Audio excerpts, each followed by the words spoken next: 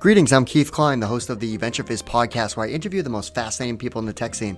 This is episode 317, and today's guest is Deon Nicholas, CEO and co-founder of Forethought. I was at a couple of networking events the other week, and let's just say the word AI was brought up many times. Yes, we are in a major shift in terms of a tech platform, but doesn't it feel like some companies are just forcing AI into their business model or solution versus an organic solution? Well, this is not the case for Forethought, where AI has been core to their platform since the beginning. Forethought is a leading generative AI company providing customer service solutions that transform their customer experience. The company has raised over $92 million in venture capital funding from top investors. In this episode of our podcast, we cover lots of great topics, like a discussion around AI and how it should be organically applied to a business and not forced, Deon's background story, including how he got involved in AI back in high school and getting his career started at Dropbox and Pure Storage, the background story of Forethought, and how they ended up pitching at and winning TechCrunch Disrupt, how Forethought is disrupting the customer service industry and why AI as a solution makes a world of sense, the current state of the company and future outlook, the importance of storytelling for raising capital, hiring, sales, etc., and so much more. Okay, quick side note. Is your company hiring? If the answer is yes, then you might want to add a VentureFizz subscription. It is our employment branding and hiring solution that helps to keep your company top of mind for our targeted audience of professionals in the tech industry. A VentureFizz subscription includes an employment branding page, unlimited postings to our job board, access to all of our exclusive content series, and so much more. Send an email to info@venturefizz.com for all the details. All right, without further ado, here's my interview with Deon. Deon, thanks so much for joining us. Absolutely. Thanks for having me, Keith.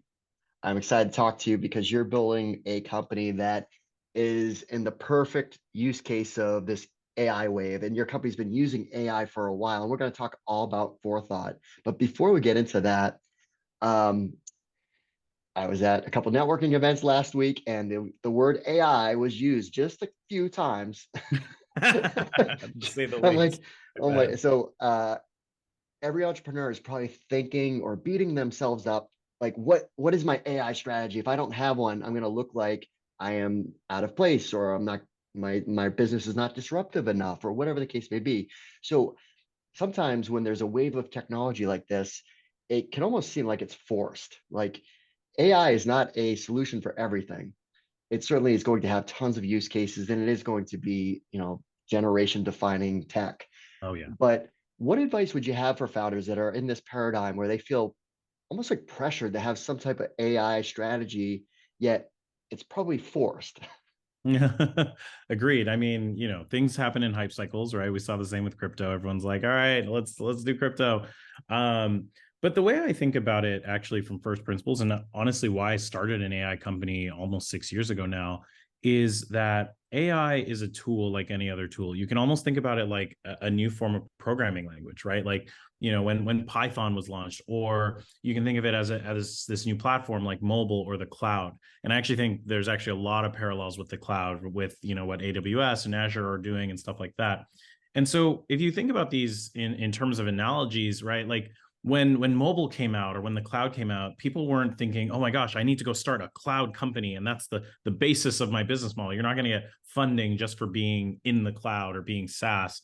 But at the same time, it does open up new business models, right? It does open up new opportunities.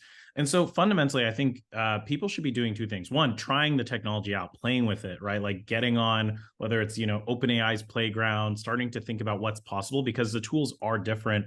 Using natural language as your paradigm, as your programming language, is very different with these large language models. And it does open up new opportunities. But then the second thing I would say is actually just think about things like you would from first principles, like it was just any other SaaS business. Like, what's the key problem that you are uniquely suited to solve in the world? And it turns out that about 80% of our communication is through language. So you're going to find an AI use case. You don't necessarily need to force it. I think if you start from, hey, I want to start with an AI company, what am I going to do? You're going to probably miss the boat. But if you start like, hey, what's this problem I'm facing every day? Oh, I'm a waiter. And it turns out it's really hard to, figure out tips. Like there's a problem there to be solved, right? And then bring AI in like you would bring in any other tool, and you'll actually end up with a much better business because it starts from the customer problem. So that's how I would actually say it. It's probably a boring response in 2023, but that's what I would focus on. Well, the second one, I was kind of laughing too because I have this vision in my head that B school students are sitting around a table, conference room, like, all right, how are we going to use this AI thing and what business are we going to disrupt, right? Versus having that uniquely qualified background to go tackle a problem that you're passionate about. Oh, and AI can be part of the solution. So, anyways, Exactly. Yeah. all right, let's rewind the clock. So, where did you grow up? What were you like as a child? Oh, thank you. Yeah. So, and this all, goes into why I eventually started Forethought anyway. But I grew up in Toronto. So grew up in the inner city. My parents were immigrants from the Caribbean. We didn't have a lot of money. My dad is a mechanic. And so he's always been like tinkering, building things in terms of, cars and bikes for actual work, but like computers and stuff for fun. And so growing up, we had, computers, we had games, we were always like, interested in technology, me and my brothers. And so I was just on the computer from a young age and just really fascinated with how everything worked. I guess I inherited that tinkerer's gene from my dad, but started to figure out how do these video games work that we're playing. How does it work under the hood, and that led me to coding, that led me to technology. And then eventually in high school, had the honestly just luck to intern at this AI lab in Edmonton, Alberta, so other side of Canada, the Alberta Machine Intelligence Institute, AMI, they're called.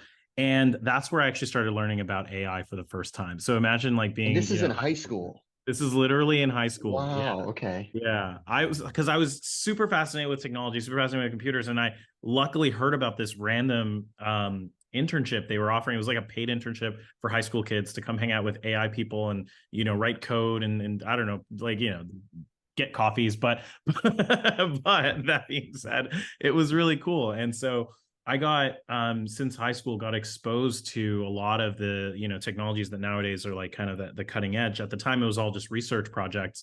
But that really kicked off, my initial focus on AI. And I went down this rabbit hole and I was like, hey, what are some problems you can apply this to? And for me, obviously being in school at the time, I was like, can I use AI to help me study or answer my questions? Like I was really bad at history. And so I was like, could something help me answer questions like about the French Revolution or whatever? And that was it. I honestly, like, the rest is kind of history. I mean, we can talk more about it, but this concept of can AI help you answer questions was like something that stuck with me for many, many, many years. Which was this thread that I kept pulling on later in university, and eventually starting Forethought, applying this question answering technology to customers, right? And so anyway, that's kind of like a little bit of how I got started. And so then you went on and you studied at University of Waterloo, which is a great, great school. How did you get your career started? Yeah. So, as mentioned, right. So, grew up in the inner city originally. Didn't really know anything about college or university, but because I was like super fascinated with technology and all that stuff, I was doing like hackathons and these like uh, programming competitions, and a lot of them were hosted by the University of Waterloo or sponsored by the University of Waterloo. So like before I even knew really what university was, I was just like super fascinated with this school, and it became like my dream school to go there one day. And so eventually did, ended up getting good grades and was fortunate to get in.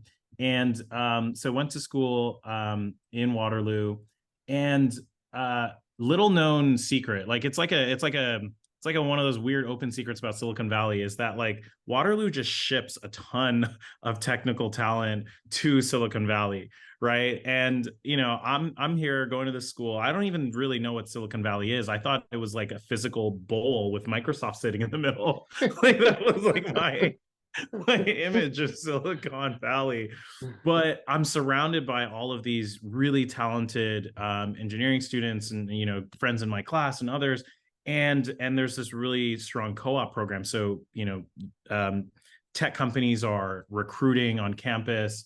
A lot of their students are applying to these, big companies, and I'm like, oh, you can do that. And so had a little bit of imposter syndrome, but seeing my friends all applying to tech companies, I was like, okay, maybe that's cool. And some of my friends like nudged me. They're like, Deon, like just apply. And so applied to a lot of different places, but eventually, luckily, ended up landing an internship at Facebook in Menlo Park, which, to say the least, I was like ecstatic. But that kicked off my Silicon Valley career, because I ended up interning there for a summer, living in Mountain View, working in Menlo Park, getting to know the Bay Area. The following summer, I ended up interning at Palantir, the big data company, Palo Alto. And so I just kept coming back to the Bay Area and really just starting to build a network here, and learning more about actually building technology in the real world. So eventually graduated, ended up becoming a software engineer. I worked at Dropbox for a while and then Pure Storage. And meanwhile, as tinkerers do, I'm continuing to, on the side, learn about AI and natural language processing and things like that, because it was just like a passion project of mine since the high school days. And so I took AI courses at Waterloo. I actually published some papers on AI with some folks while I was at Waterloo, with some folks who were at Amy, who I had previously interned with. So it was interesting, but studied a lot of that. And then I was taking a bunch of online Coursera courses on natural language understanding when Coursera became a huge thing, and I think it was around 2014, 2015. And so, took Chris Manning's online course and all that. So this whole time I'm like, just trying to navigate my career, but also at the same time, this, builder's itch never leaves me. And so I'm learning about natural language processing, learning about this question answering problem that, again, the technology back then was crap, but I was like, it's getting better every year, every year, until eventually it was like late 2017 when I started to realize, like, oh, this might be possible now to build AI for question answering specifically for customers. And so eventually left my job and decided to really explore it fully. And what did you like? At what point did you think about like, hey, I want to start a company? Was that something you were always thinking about? Like that was kind of like a goal of yours? It's a great question. So weirdly enough, I think I was always entrepreneurial, but I didn't know what entrepreneurship was, if that makes sense, right? And so Right. because even just all of this, hey, when I have an idea or curiosity, I'm going to go figure out how to build something for it. I'm learning about this AI stuff and how to apply it to problems. I'm building side hustle, side apps in school. This is all like a form of entrepreneurship, but like I didn't even like realize it, right? Because entrepreneurship at the end of the day is like, do you see a problem? Do you have an idea for a solution, and can you go and make it exist in the world, right? And that's the end of the day. What is entrepreneurship? And obviously, you do it as a team and with a big company eventually. But so no, I didn't really know that I was going to start a company, but I was always building. I was always tinkering.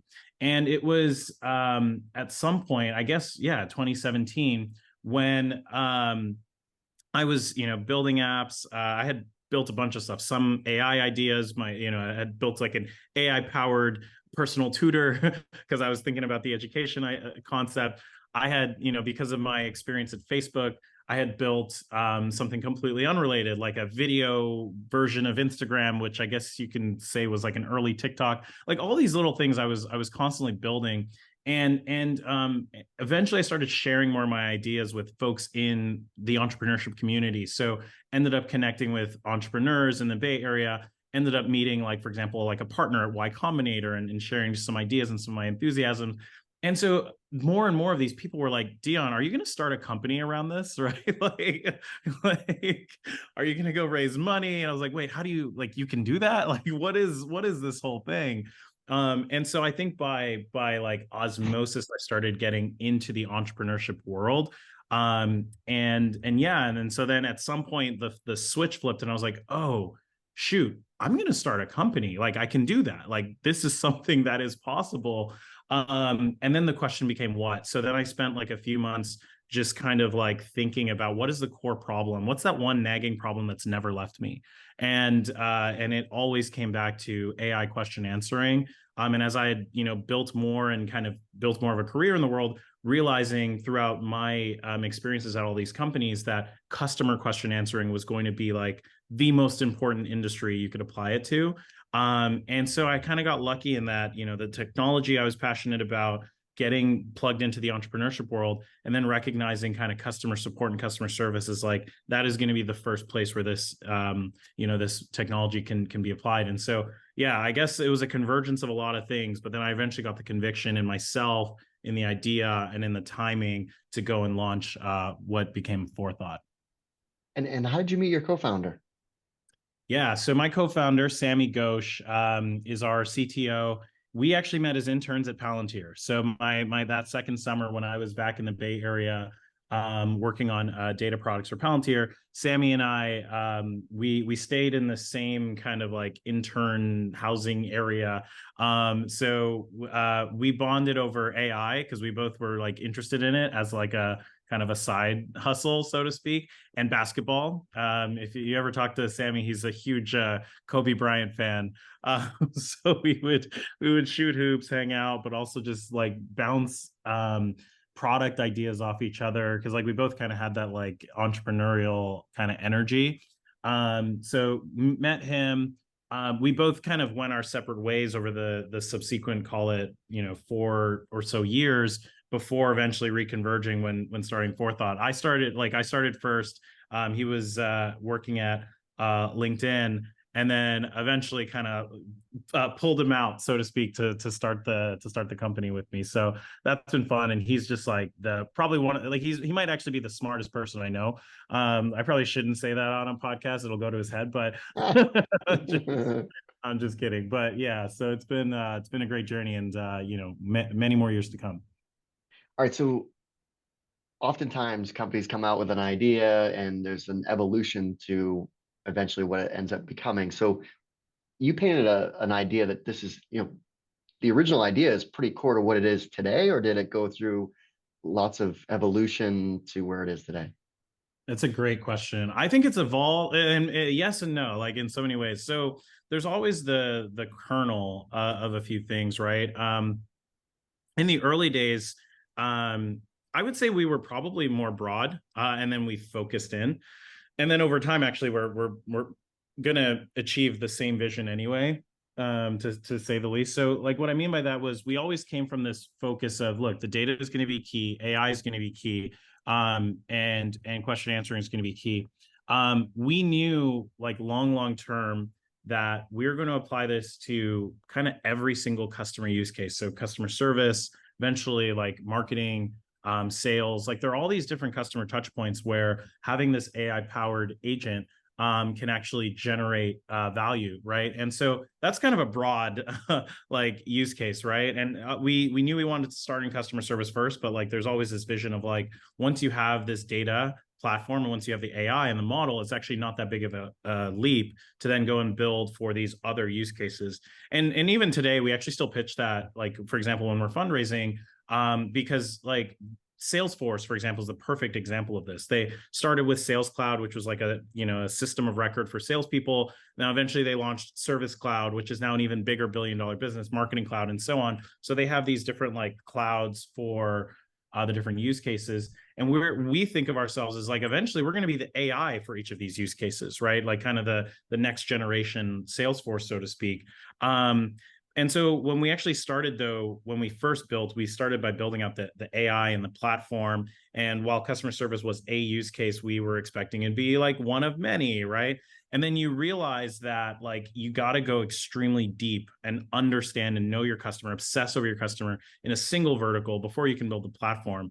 And like each of those is going to be billion-dollar businesses in some way, right? And so I think we sharpened focus, I would say, after that first year. and then have gone really, really deep. And we've actually said no to like a lot of use cases where our customers are coming to us and maybe their support team is using Forethought and they're like, hey, can our marketing team use this? It's so obvious we can use this here. And we're like, we'll get there. We'll get there.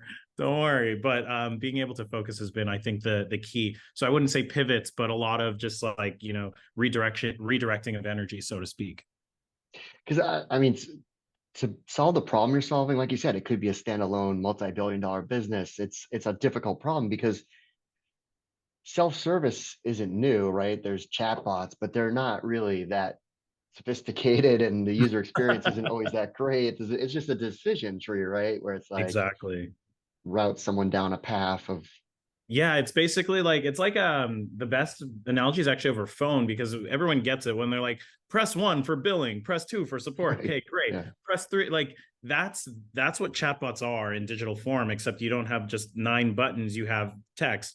But like that's it. And people have been calling that AI for years, right? And like for a long time that was AI, but it's literally just a decision tree. Like, a high schooler could code this like Right. um and that was actually super interesting when we were fundraising for our seed round because a lot of people were like, "Hey, why are you building this? Like, don't chatbots already exist?"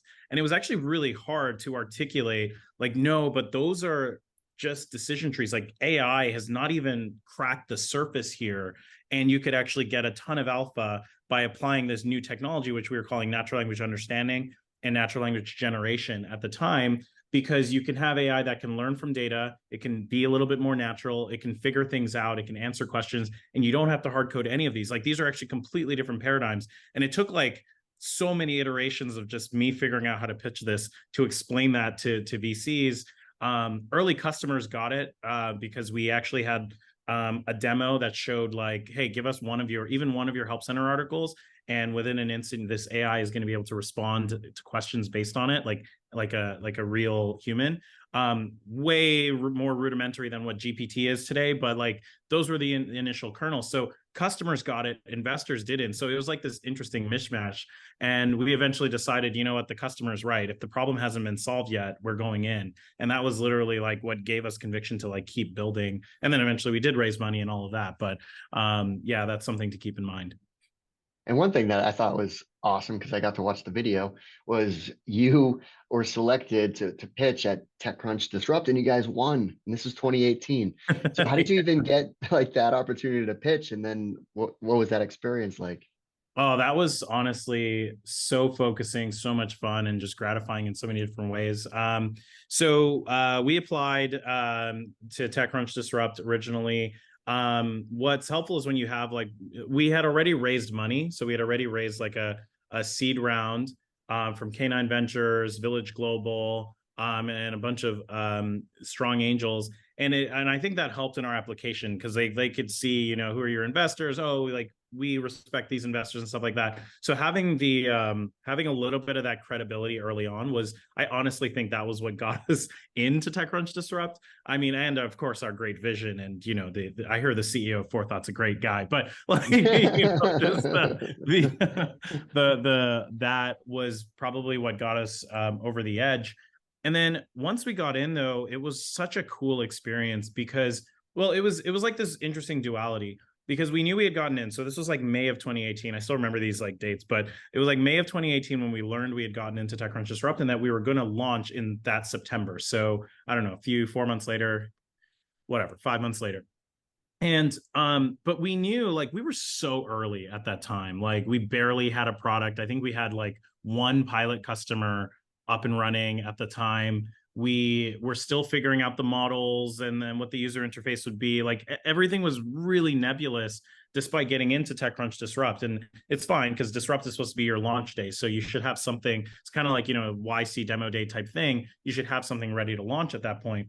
And we were super excited, but I ended up telling the team like, hey, so we're going to go launch a Disrupt. It's going to be a ton of vanity, but we shouldn't drink our own Kool-Aid, right? Like we're going to get all this press, but the only thing that matters is, are we delivering value to our customers?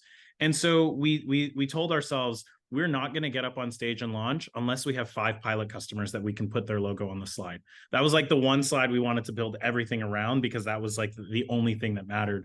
And so meanwhile, I'm practicing the pitch and all of that. We're building it. It's this cool experience. They pair you with like a pitch coach who teaches you how to like hone your story and stuff like that. So I'm doing all that. But then at the same time, it's like, cool, ignore the vanity for a second, 5 customers. And so between that period, between May and September, our whole goal, like, and we would put it on a board, send monthly reports to our investors. How many pilot customers do we have? And that was such a forcing function, because it forced us to focus, right? Okay, instead of being this broad thing, let's focus on the key core initial use case, which was our Assist product at the time, which was our AI for agent assist. And it focused us on like getting out of the room, instead of just being, researcher product types, but focusing on like, how do you actually talk to customers, learn about their use case, and get them to pay you for something? Because all of our pilots were paid pilots too. So it was like, those were the goals. And so we were just like, can we get people to pay us for this? Can we build a product that delivers some value? And so we did that. We hunkered down. We asked all of our investors, hey, can referrals to customers, this or that, anything we could.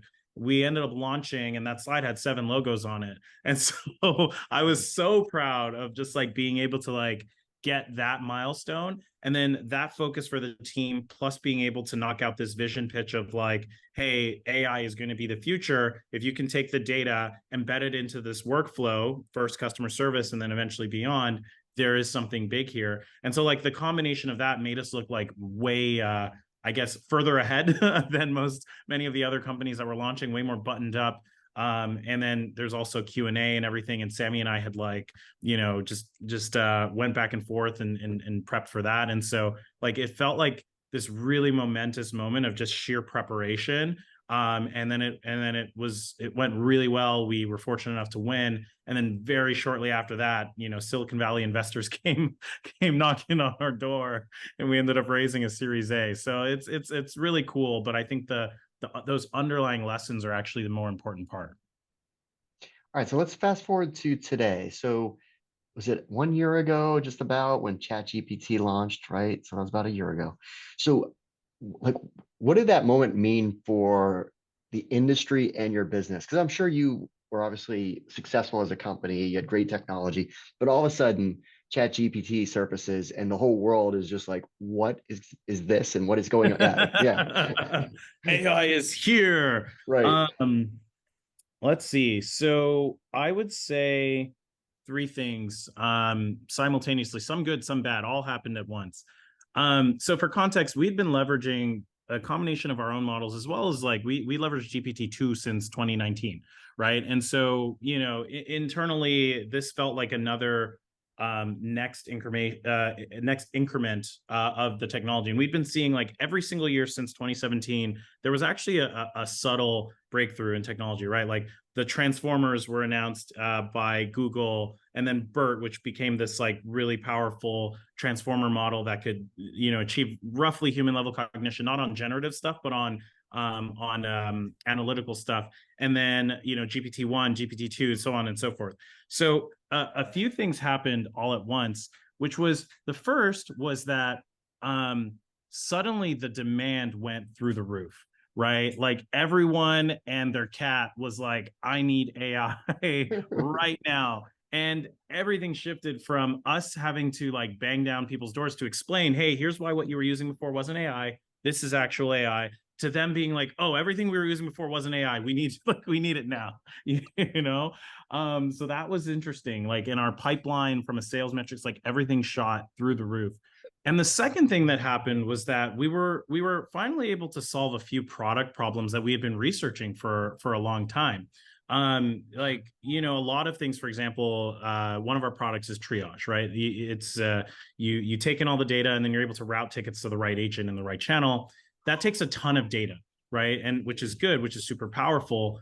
But with LLMs, by being able to plop in a GPT-4, you can literally ask an LLM, how would you route this? And that like randomly shot up the accuracy and effectiveness of our own triage model by combining both the machine learning approach with the LLM approach, which then suddenly meant much faster deployment times, much higher accuracy. and the rest is history, right? And this happened at like various parts of our stack. So on the one hand, demand shot up. On the other hand, we're like, hey, these sub problems can actually be solved really well now with GPT-4. So we threw away anything in our stack that we were like doing that was worse than GPT-4. And then there's a whole bunch of other stuff like retrieval and stuff like that you still need your own stack for. But we were absolutely unapologetic about using the latest stuff. It took us a couple a couple iterations to get there, because at first our engineering team was like, the guys, this isn't new. We've been using some form of GPT for a few years, but it's like, you know what? It's pretty powerful. And so we have to like get over that mindset. And then the last thing that happened, which I think is actually hard for us, is that competition has risen though. So that's the thing. So demand's risen, our product's gotten better, but there are now a ton of GPT bolt-ons who are like, hey, we've just heard about this Gen AI thing. Let's do Gen AI for customer support. So there's definitely a ton of ankle biters, so to speak, in the space. And so I think net, it's better for consumers. It's better for us in the sense that like it forces us to be the best version of ourselves we can be. Like that's, it's capitalism in a nutshell. It's like you go and compete. But it's been a very interesting year, to say the least. So what's the state of the state, like the current, stage of the company? Like from what I gathered, raised a Series C round back in 2021, like size of the team, growth plans Yeah. ahead. Yeah. So, we raised a Series C round back in 2021. We're sitting at around 75 people today. And yeah, we have customers across many industries, a lot of software, e-commerce, fintech. We process over 100 million inquiries a year as of right now. And we power support for leading organizations that are changing the world, everyone from Asana to Lime to Marriott to many, many others. And so it's kind of exciting to kind of see that journey, right? We go from trying to find our first 5 pilot customers to now being able to support some of the organizations that are changing the world.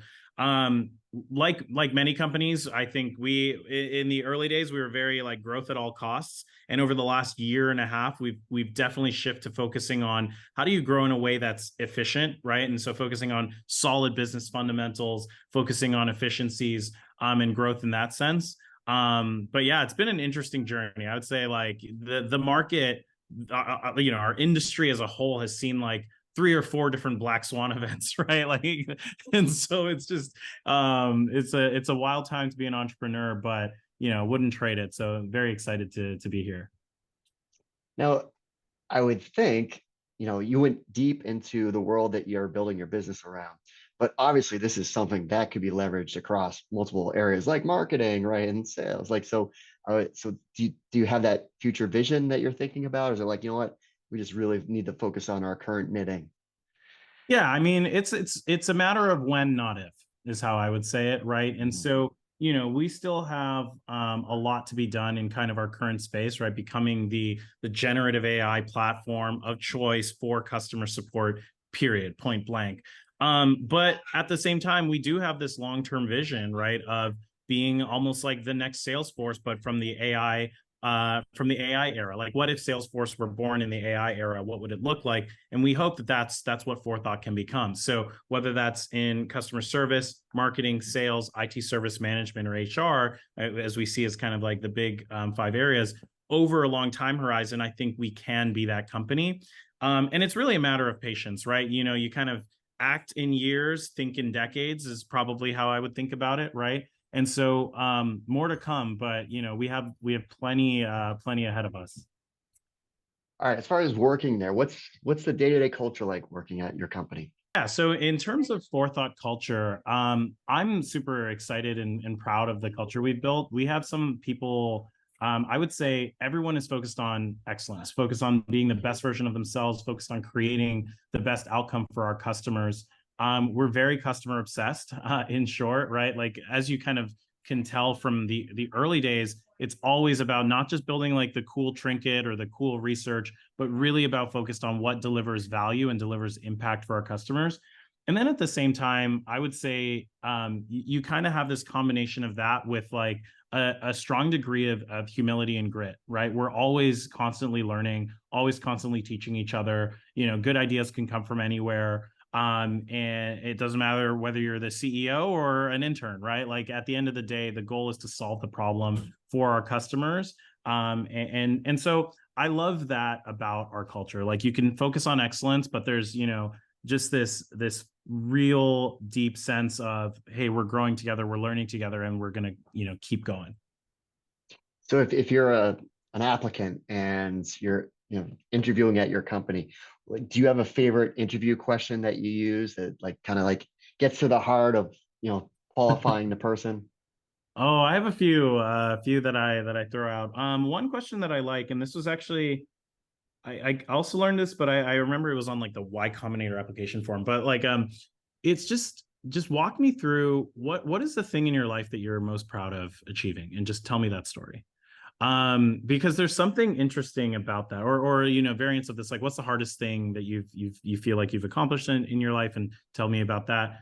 But you can kind of see the passion, right? Like there's this, like when people just talk about the thing, it doesn't even have to be work related. Sometimes it's like, I don't know, oh, like on the side, I'm a musician, and like, or I'm a DJ, or like whatever it is, or like we have some people who are Olympic athletes, like right, whatever, right? But there's always like some level of passion that comes out when you get somebody just like revved up on a thing, and it's like, oh, I'm allowed to talk about this like right now. I'm not in interview mode. Well, let me tell you, right? Like, it cuts at the heart of a few things: the passion, grit. Like oftentimes, they say it takes 10,000 hours to become world class at something. And oftentimes those 10,000 hours go under the surface, right? And so when you're talking to someone about work or whatever, answering a question, you don't really notice it until you let them just like, go free a little bit. And you can see the grit, you can see the tenacity, you can see the humility it took, you can see all of that under the surface when they just start talking about the things they're passionate about. And I just love that. And so when you can kind of see that light spark in somebody's eyes, that's like a very strong sign for me. And I'm often learning something because it's usually in a field I know nothing about. And so I think that's like one of my favorite go-to interview questions. All right, you've been successful in getting a lot of media coverage. I mean, we talked about TechCrunch Disrupt and how you prepared for that, but Forbes 30 under 30. I mean, there's a whole laundry list of things that you've done. So, what advice would you have for founders on gaining access to media coverage? It's a great question. I don't know if have introspected enough to have a commensurately great answer, but well, first thing I actually do say is, one, focus on solving the problem. And it's like this weird thing that I'll just always say, it doesn't matter the hype. Look, I'm suddenly, in this hot generative AI for customer support space. And you'd think that it's because it's hot that I'm in the space. No, I'm in the space because I genuinely saw a problem, and it like never left me. And I think regardless of anything, funding, hype, like focus on the problem you want to solve, obsess over who you're solving it for, and a lot will come. Like I think that's just like goal number one. Then the second thing I would say though is thinking a little bit about storytelling. I think storytelling is an art. Whether you are talking to fund investors, whether you're talking to the media, to potential customers, to recruits, storytelling, I think, is an art and a science. And actually practicing putting yourself out there, mastering the story. I wrote a couple blog posts about how to fundraise, and I put them on LinkedIn. And the thing I talk about is literally how you treat it like a hero's journey story, right? And when you're telling a story, not only can you master having a hero's journey and all the elements of actual storytelling, but you have to be extremely astute at listening, weirdly enough. Like when I'm in an investor pitch or in a media pitch or whatever it is, like, and I tell a certain line, it's almost like a comedian. You're waiting to see how many laughs did I get on that one. Okay, cool. I'm gonna modify it, change the delivery, right? Like storytelling is exactly like that. And so there's this art. And so that's probably the second thing I would say is just like practice that art when you deliver something, when you're in conversation, when you're over coffee meetings with, whether it's again media or an investor. That is the pitch. It doesn't matter if there's a deck up or not. Practicing the storytelling, seeing, okay, did their ears perk up when I say this? All of that is built into that skill and art of storytelling. I think if you can get those two things right, solve a problem that people care about, get good at storytelling, which is a learnable skill, and then honestly, yeah, a lot will follow from that. Yeah, I agree with the storytelling piece. That's such a critical aspect of like raising capital, customers, and hiring, right? And I always feel like a lot of companies trip over that when it comes to the candidate experience and what it's the story, like why this company, what are they doing? Like, so that's such a piece of the part that we help solve. All right, three apps you can't live without. Ooh. Okay. Three apps. Should have well, Things. It's my to-do list app. You can get it on Mac. I don't know if it's on Windows or whatever, but in the Mac App Store, Things is probably the single best to-do list app I have ever used. It's very simple, but like you can kind of get powerful with it. And I'm not the most organized of people, so like I've tried like 5 different to-do list apps and they never work. So anyway, Things is probably one. Um, Second app I can't live without. Probably email in general. I use Superhuman, so shout outs to them. Like it's a very, very powerful app right now. That's boring. Spotify. It's not boring. I love Spotify. You know what? Like, I don't know if this is new. It was new to me. I'm like, wait, I'm the primary account because I have a family plan. And because I'm the primary account holder, I get 15 hours of like the audiobooks now. I'm just like, game on. there That's we go. amazing. Like that, I'm just Yeah. like, they keep, not that I'm looking to pay Spotify more money, but I feel like I get so much value out of that monthly subscription. Like Yeah. it's such a great, great product. So, Totally. and the Things app, I'll have to check out because Scott Kirzner, who's a writer for the Globe and he does lots of other things, he just has this, I think it was a tweet or something, or maybe it was on LinkedIn where he said, all to-do apps. Step one, download to-do app. Step two, load up to-do list with all your to-dos. Step three, never open to-do list app again.